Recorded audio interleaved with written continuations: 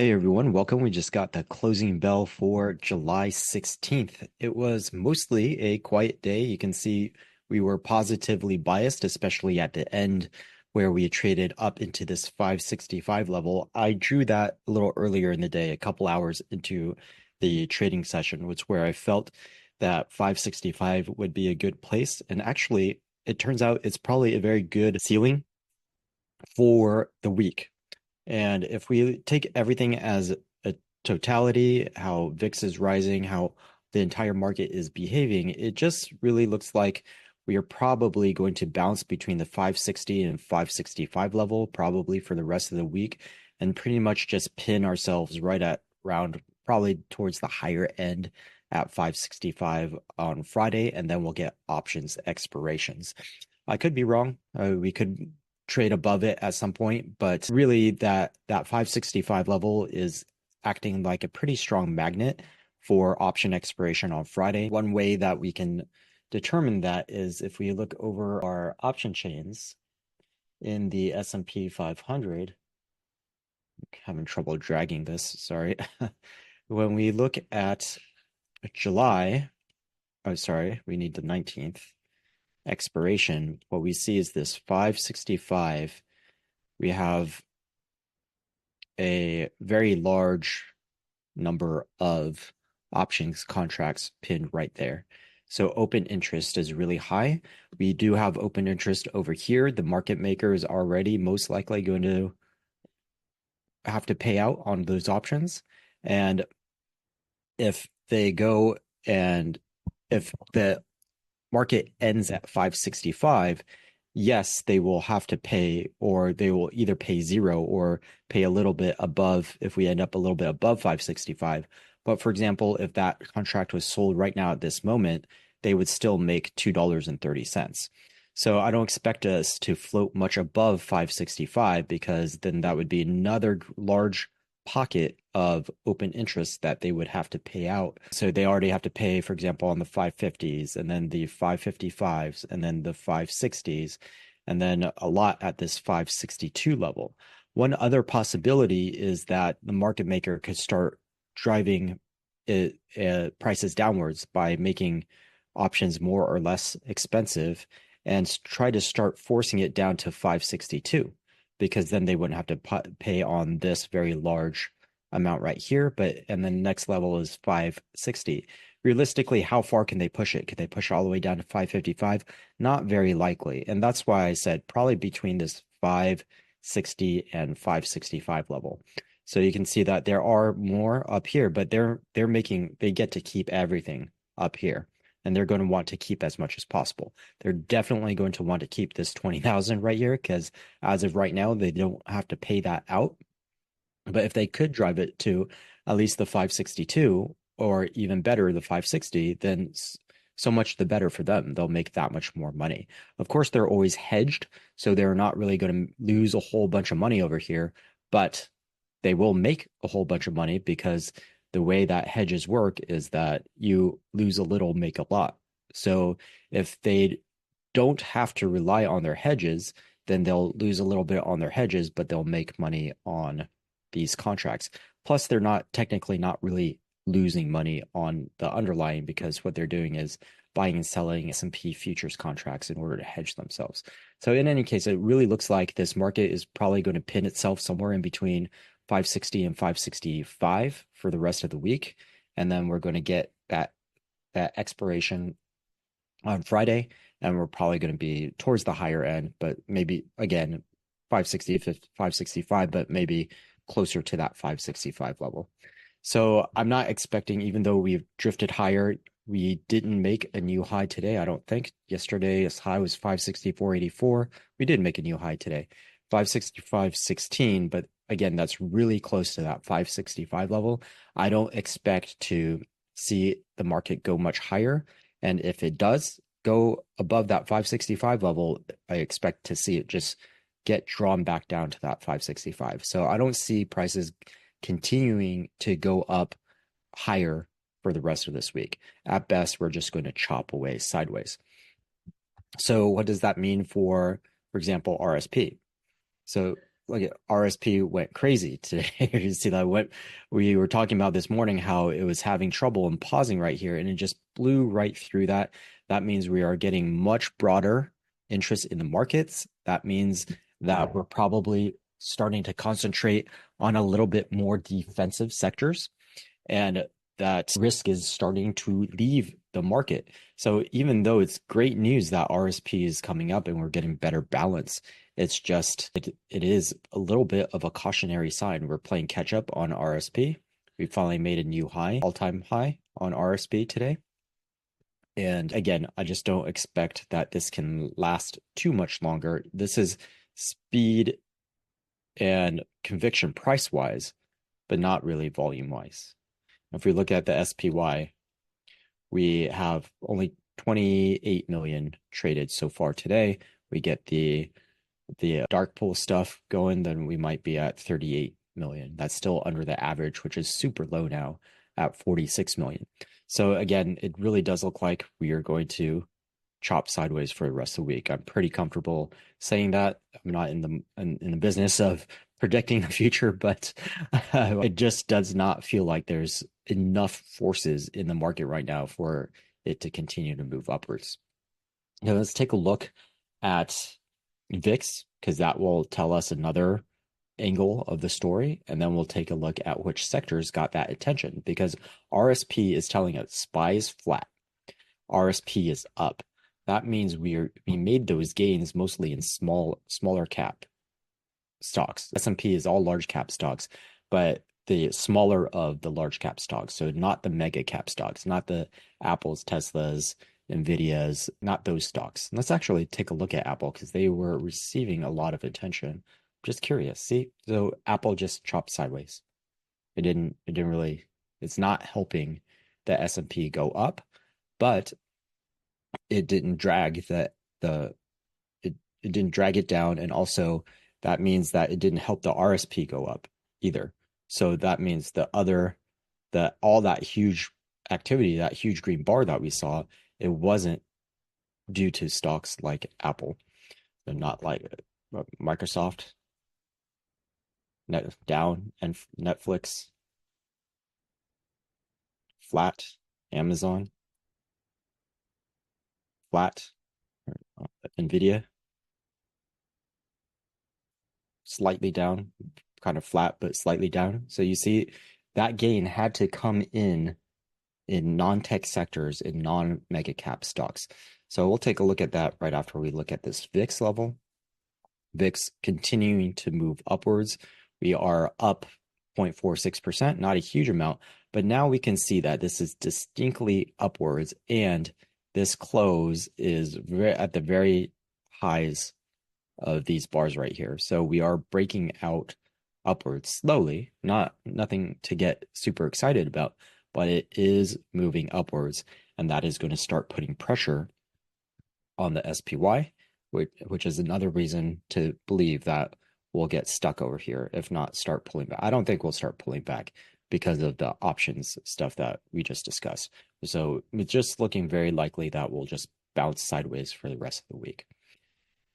Let's take a look at those sectors, or let's take a look at our 90-day highs and lows. So this morning we were looking at 370 and 17. This stock fetcher, I think there's some delayed data, so we might be doing this a little bit too early, so it might not be the official final number. We'll be able to see that tomorrow morning, but as of whenever the last update was, probably during market hours, we only had 14 making new lows, 90-day lows, and 624 making 90-day highs. So we are now well above that 400 level that we were talking about this morning, and that does suggest an imminent, at least, reversion to the mean. So because of what I said a little bit earlier, that reversion to the mean probably isn't going to come this week unless it comes in the form of that EMA 8 coming up and touching the prices, because we are expecting to bounce back and forth for the next few days. That EMA could easily come up and touch it. Could the EMA 20 come up and touch it? Probably not. That's probably not enough time for that EMA 20 to come up and touch. So we will chop the rest of the week. And then after options expiration, everyone repositions themselves. Then we'll have a better idea of whether we continue chopping and that EMA 20 rises to touch, or if we start a reversion to the mean where the price pulls back to the mean. And it's actually looking like still a strong possibility that we will pull back to that MA 50. So I drew this level right here at 540, also because of the options open interest that I showed you earlier. So we can take a look at that again. So if we don't look at, well, we'll include July 19th. So if I look at 540, a huge amount of open interest right there. We do have a little bit more up here. And these are really far out of the money. We can't realistically expect that this would actually happen by July 19th. So these guys are all going to most likely lose their money. We only have about 2%, 1%, 1.5% probability of reaching that level. But further along, if we go into next week, you can see, well, these are weekly. Let's go into a monthly expiration.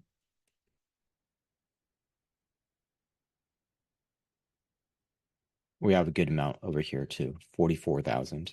And if I look at the calls around here, only 18,000. So the puts are well overwhelming these calls over here.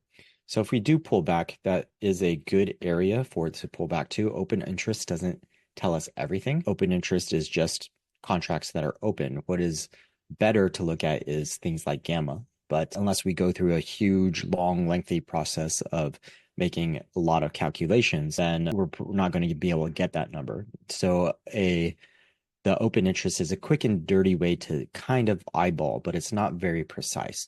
So for now, I'm just pinpointing this 540 region as a potential pullback, and that would coincide with that MA 50, because by the time we get there, that MA 50 will be here for sure, if not even higher.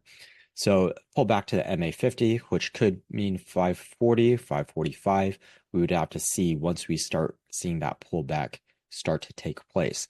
And again, that's probably maybe we'll get a much better idea on Monday after options expiration.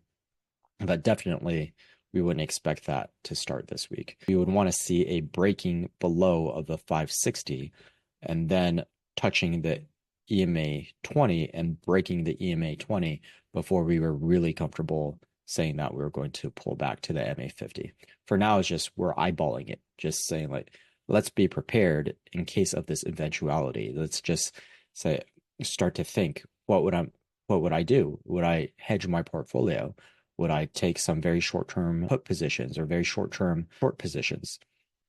How am I going to play this, and how does that fit in the context of my current portfolio? Or would I liquidate my portfolio before this starts to happen because I'm very long? Or do I need to neutralize my portfolio? So all of this information, it always needs to make sense in the context of your current holdings. Otherwise, it's just meaningless. So just say, oh yeah, the S&P is going down. Okay, great. Does that mean I just put on another position? Okay, I'll put on a couple of shorts. But what does that do to my portfolio? What if I lose $10,000 because we're going on this pullback, and I make $2,000 because I put on a couple of shorts? That doesn't really make sense. I need to balance my entire portfolio, not just take on a new position. So for the rest of this week, just chopping sideways is our expectation. Let's take a look at the sectors. Actually, before we do that, let me take a quick look at energy, see if that movement continued, and it did. This morning, it looked like it might have been pulling back a little bit, but this energy is continuing to move up. We are now at that MA 90. So if we break above that, then we're going to be a lot more comfortable with an energy trade. But even right now, we could take a first initial stab at it. It wouldn't be as long as we sized appropriately or we had the right reward risk ratio on our execution, then XLA could be a good place to look. So we'll take a look at sectors, and then depending on what time it is at that point, we can maybe explore and see if anything in XLE land looks good. I'm also going to look at First Solar because we looked at that yesterday. It looked like that was breaking down. So the alternative energies going down, traditional energy going up. And First Solar recovered a little bit. Not much. This is most basically a sideways move. So this is not, we're not going to read too much into that. So let's take a look at those sectors. And okay, XHB up quite a bit, and retail and small caps. That's really interesting. Okay, so this is a continuation of that interest rate. So the TLT popped back up so it gapped down, gapped up, just basically recovered what it lost over yesterday. And so it looks like people are expecting a rate cut. This morning, I saw an article, one of the investment banks, in my opinion, very irresponsible, or they're trading their book and purposely putting news out to get retail traders to trade opposite of them. They said that based on everything that Powell said and the that the data is coming out, then there could be a rate cut as soon as July. And no, I mean that is a either extreme incompetence or bald-faced lie. So don't listen to that news. The July is basically cooked. 0% chance. I'll see what the bond market says. Still at 6.7. So unless this number hasn't been updated yet, we can see that tomorrow morning. But no. And then September is basically 100%. Oh no, September changed drastically. Current. No, no, no. Yeah, so we're at basically 100% priced in that we are going to get a rate cut in September. That's crazy. I didn't realize that it was that yesterday either. Maybe we either didn't look at it or I misinterpreted the number. But I don't think we looked at it. But that's crazy. Yesterday and today, for whatever reason, this market is expecting 100% chance that we're going to cut in September. And I don't know how you can have a market that prices something at 100%. That is just ridiculous to me. That's statistically, you have to have at least some doubt. It's like July 31st. There's at least some. This is not 100% that we're going to not get a rate cut. It might be like 98%, 99%, but it's not going to be 100%. So for them to price in 100% that we're going to get a rate cut in September, I think that's absolutely ridiculous. And so there is a lot of room for disappointment in this market for this TLT trade to flip back. So in more realistic estimate should be maybe 25 to 30% chance that we could get that rate cut in September. So if it looks more and more like we're not going to get it, then that is going to be a huge disappointment for the bond market and a huge disappointment for the S&P 500. So in that case, we would very quickly, if somehow the market got the feeling that the chances of a rate cut in September really were like 25% or lower, then that we would very quickly revert to this MA 50, if not break right through it and head towards the MA 200. So right now, that exuberance in XHB over 5% in a single day, we are really setting ourselves up for a sharp correction. These are super like I don't even know what to call it. I wouldn't even call this parabolic. This is basically a rocket ship, almost straight up.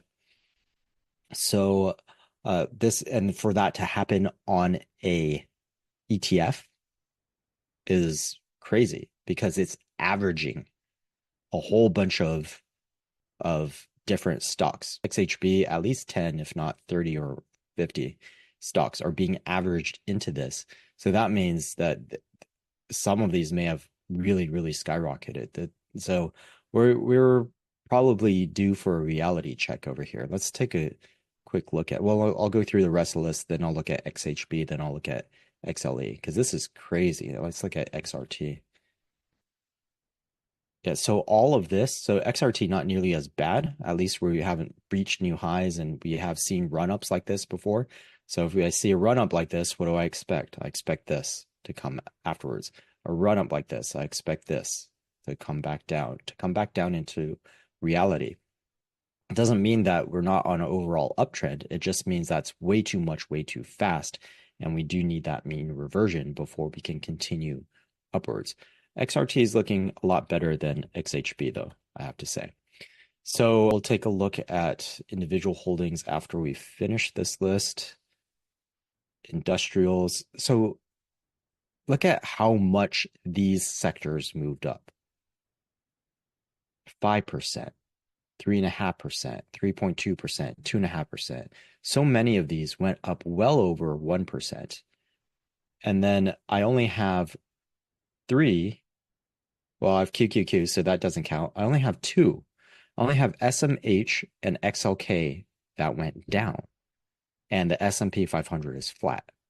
So that tells another story, that even with all this huge upward movement, as high as 5.65 in some sectors, just the fact that SMH and XLK are down only 0.5% and the S&P 500 is flat, that is very telling that our movement is just in very smaller cap stocks, and that tech didn't participate, and all of the market cap, because of what happened over the last couple months, where everyone was just pouring money into tech and money into tech, actually all year long, not just a couple of months, that the market cap of those techs got so large that they are having a huge influence on the S&P 500. So we do need a correction. We do need a rebalance in order for markets to work smoothly.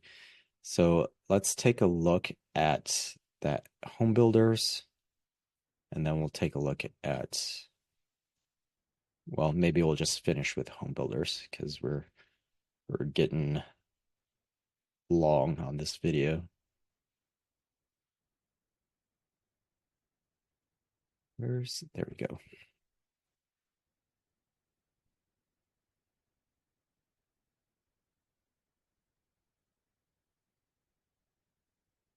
And maybe we'll take a quick look at retail also. So we can see we have 33 in here. That means some of these, or either they all went up. So every single one is up. The one that's up the least is up 1.56%. And the one that is up the most is at 8.59. Let's take a look at that one. Or actually, we can look at all of them at the same time right here. So huge movement upwards, barely breaking above that MA 200 right here. So we be very careful with this. We would want a couple full days above that MA 200, and then it still also needs to get above the MA 50. That's not very positive. That's not very, very convincing. This one looks a lot better. MHO, a huge surge and breakout above these highs over here. But again, it's too much too fast. This looks like almost like the ETF itself right here. Too much too fast, right above that MA 200 resistance, but we still have a couple of moving averages to move through, and this large pocket of energy right here, this horizontal movement right here at about 170. So I wouldn't get too excited. I'd be waiting for a pullback on this one. And actually, when I have time later today, it would take me a couple of hours to run this analysis.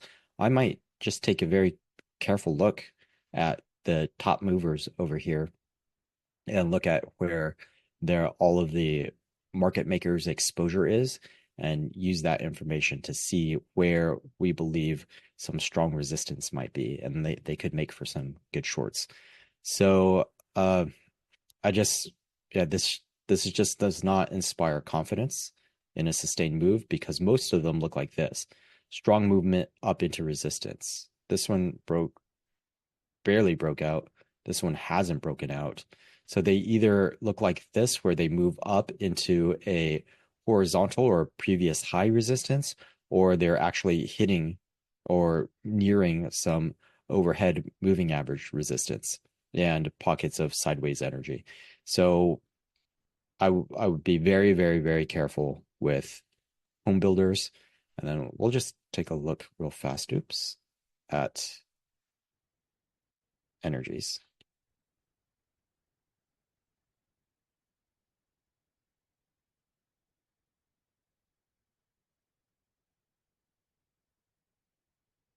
It's a different story with energies. This nice, steady movement upwards, just following that EMA 8. This is a beautiful uptrend starting from May or beginning of June. That's very nice. Up, nice consolidation period, up. This is beautiful. TRGP looks great. It's excellent. This one's hitting resistance. This one broke above it and went up and starting to consolidate. That's looking great. This is a nice steady uptrend. This one's breaking down. This one's sideways. This one's nice steady uptrend. At least there are candidates here that look like they're really, really, really good choices. So I'd by far be focusing my attention on XLE if I wanted to go long. Otherwise, I'd be sitting on my hands, maybe looking at some really weak stocks that might break down if the entire market breaks down, or that can continue to move down even if the market is strong. And again, that will probably take me at least half an hour or so to go through that. So I'm not going to do that right now. So we'll just end the video over here and just say, be very careful with any sector that is showing enthusiasm right now. And you know what, let me just take a quick look at the charts of every sector. So we can, those semiconductors sideways, silver sideways, XLK sideways, XHP breaking out strongly, but we just made commentary on that where we're not going to really trust that just yet. QQQ sideways, XLC sideways, gold breaking out. We'd want to take a careful look at that, or at least see another 2 days of green bars before we got too excited.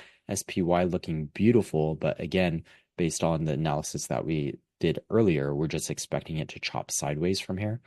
XLF looking very good, probably fueled by earnings. So that's another sector that we could look in. Although it's starting to go parabolic, we could at least maybe another few days or a week before we expect that pullback. Or we could just wait for the pullback and then go long financials at that time. XBI hitting resistance, XLI looking a lot like home builders actually. So I would want to look at that very carefully before I got too excited about that. Same with healthcare. For sure, the small cap stocks are going wild. I would definitely wait for a pullback before entering that. Same with this biotech and utilities sideways. Dow Jones starting to go parabolic. Again, I'd be waiting for a pullback and just confirm that we were still in an uptrend at that time, because by the time this starts pulling back, we could actually be having a pullback in the S&P and the QQQ. We might be pulling back to that MA50 or breaking down even more. So just be very careful. Be very, very careful. When things look like this, people have a tendency to get enthusiastic and have the fear of missing out and say, oh, look at it looks so good. It looks so good. Buy the dip, sell the rip. Well, this was the rip. So no matter which way you approach it, pause is appropriate right now. Either you're selling the rip or you're just waiting for that continuation upwards, or your expectation is a pullback into that EMA 20 or MA 50.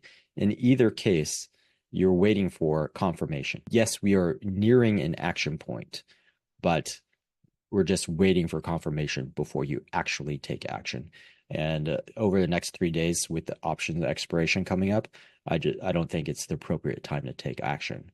It would be more like either Friday as things are expiring and you can get into new positions, but more likely you don't want to get caught up in that volatility. So Monday would be the more appropriate day. Okay, we're going to wrap it up right here. We've been going for half an hour. There's a lot to talk about because we're finally seeing some movement in the markets other than money pouring into FANG stocks all the time. So this is starting to get a little bit interesting. And we can hopefully get on some good trades in the next, well, maybe next week. So have a wonderful rest of your day, and I will see you tomorrow morning.